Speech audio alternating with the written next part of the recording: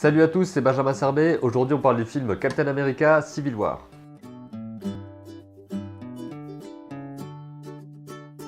Le film est réalisé par les frères Russo qui avaient déjà réalisé auparavant Captain America 2 Le Soldat de l'Hiver, que j'ai pas vu en entier mais je me suis renseigné un petit peu sur le film pour pouvoir comprendre ce qui se passait ici. Et finalement je pense que même en voyant seulement ce film là, qui est le troisième de la trilogie, on peut quand même comprendre ce qui se passe et les enjeux, même si on va louper certaines subtilités et certaines références forcément. Alors rassurez-vous, même si vous n'avez pas vu les 12 films précédents dans la saga Marvel au cinéma, vous allez quand même pouvoir comprendre ce qui se passe ici et vous allez pouvoir bien apprécier si c'est votre truc. Je précise que je ne vais rien spoiler ici à part les gros traits de l'histoire et aussi parler des personnages qui sont présents.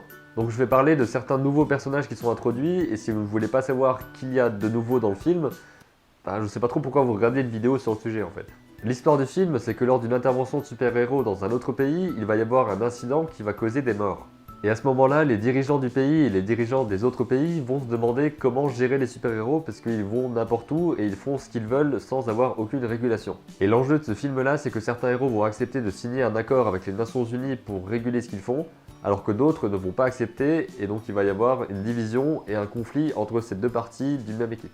Et à côté de ça, il y a toute une intrigue qui va se mêler avec le Soldat de l'Hiver qui était présent dans le deuxième film, et qui dans ce film-là devient un personnage vraiment important et central dans l'intrigue. Pour faire un avis global, je dirais que le film est un très bon divertissement, donc il fait son job, il atteint son but, mais il n'est pas spécialement marquant, il n'est pas beaucoup mieux que les autres films Marvel, ou en tout cas j'ai pas eu cette dose d'excitation que j'avais devant certains autres films, comme par exemple le premier Iron Man, ou le premier film Avengers, où tout le long du film j'étais vraiment pris dans l'histoire, et pris dans l'action, et pris dans les scènes spectaculaires, et je voulais pas du tout en sortir.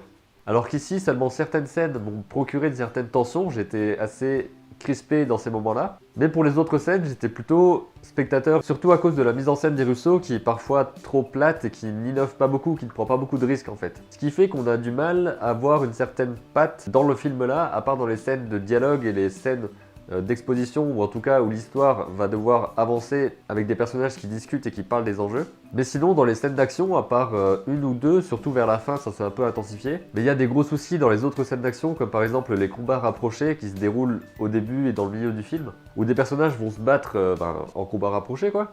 Déjà, il y a un problème de cut et un problème de nombre de plans, parce qu'il y a beaucoup trop de plans pour décrire quelques actions. On dirait que les actions sont coupées en plein milieu, donc on voit par exemple quelqu'un sauter ou faire faire une roulade. Et l'action va être tellement découpée qu'on va pas voir l'entièreté du mouvement, on va juste voir le début et la fin, mais en une demi-seconde. Donc c'est assez étrange à ce niveau-là, surtout qu'en plus, les réalisateurs ajoutent cette caméra qui tremble vraiment trop, on a l'impression qu'ils sont en train de se battre pour savoir qui c'est qui va tenir la caméra. Et apparemment c'est un parti pris, parce que dans le Soldat de l'Hiver, les quelques scènes que j'ai vues, c'était aussi comme ça, mais ça me semble assez bizarre, parce que ça rend le tout illisible et on n'a pas vraiment l'impression d'être dans l'action, on a juste l'impression de rien comprendre. Et c'est un gros problème, surtout lorsqu'un film comme ça base beaucoup sur l'action. Donc la mise en scène est assez bancale parfois, pas vraiment bancale, c'est juste qu'elle a rien de spécial. Et c'est assez perturbant, surtout dans un film à si grande échelle qui devrait avoir plus d'ambition au niveau de la mise en scène. Et c'est assez dommage que la mise en scène soit aussi banale et qu'on ne ressente pas quelque chose de plus au niveau du cadrage des plans, au niveau de la signification de ces plans. C'est juste qu'on va vous montrer ce qu'on doit vous montrer et on va pas y mettre un sens particulier. Au niveau des enjeux, j'ai trouvé ça assez intéressant, même si les enjeux sont apparemment minimisés par rapport à la BD, j'en parlerai plus tard. Puisqu'on va se poser la question de la légitimité de ces super-héros et de la manière dont ils agissent, est-ce qu'ils doivent vraiment agir librement ou alors est-ce qu'ils doivent être sous la tutelle d'un état, d'un gouvernement ou d'une organisation qui soit au-dessus d'eux, ce qui était un peu le cas avec le Shield.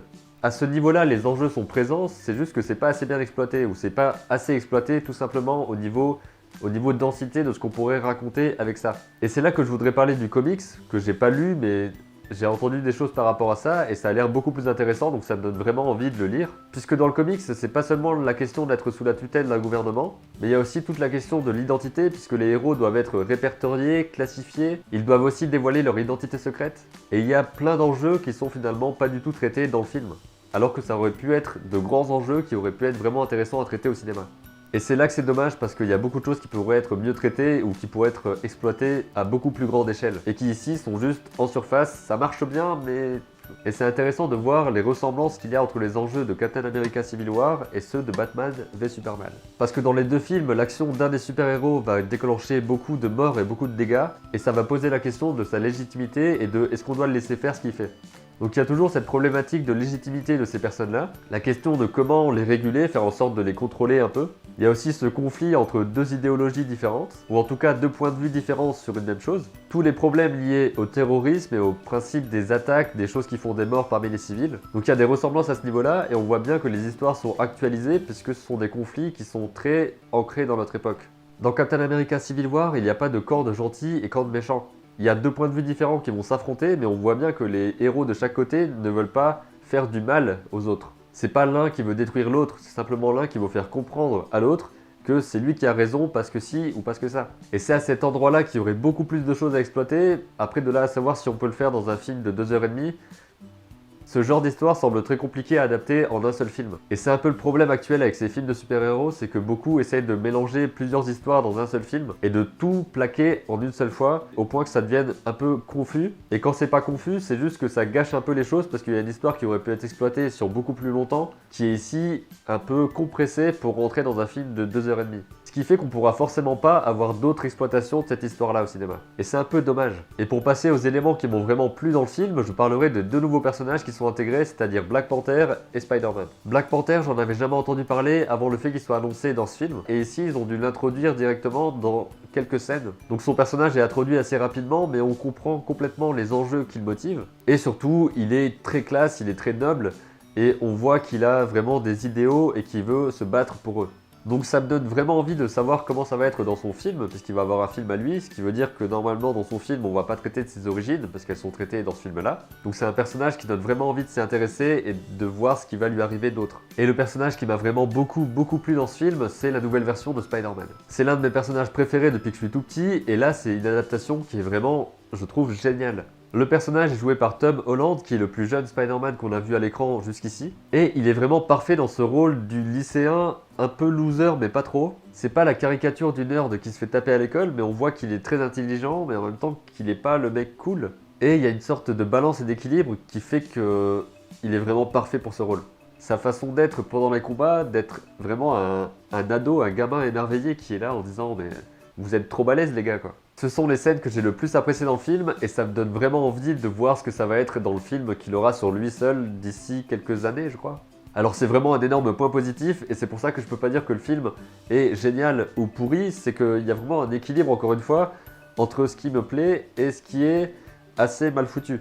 On en arrive au même point qu'avec Batman et Superman, c'est-à-dire des scènes qui sont excellentes en tant que scènes, des choses qui sont vraiment impactantes et qui donnent vraiment envie de voir plus, et d'autres éléments qui rendent le tout assez bancal et déséquilibré. Ce qui fait que je peux pas dire que l'un des films ou l'autre est excellent et que j'ai envie de le revoir et que c'est un film génial du début à la fin.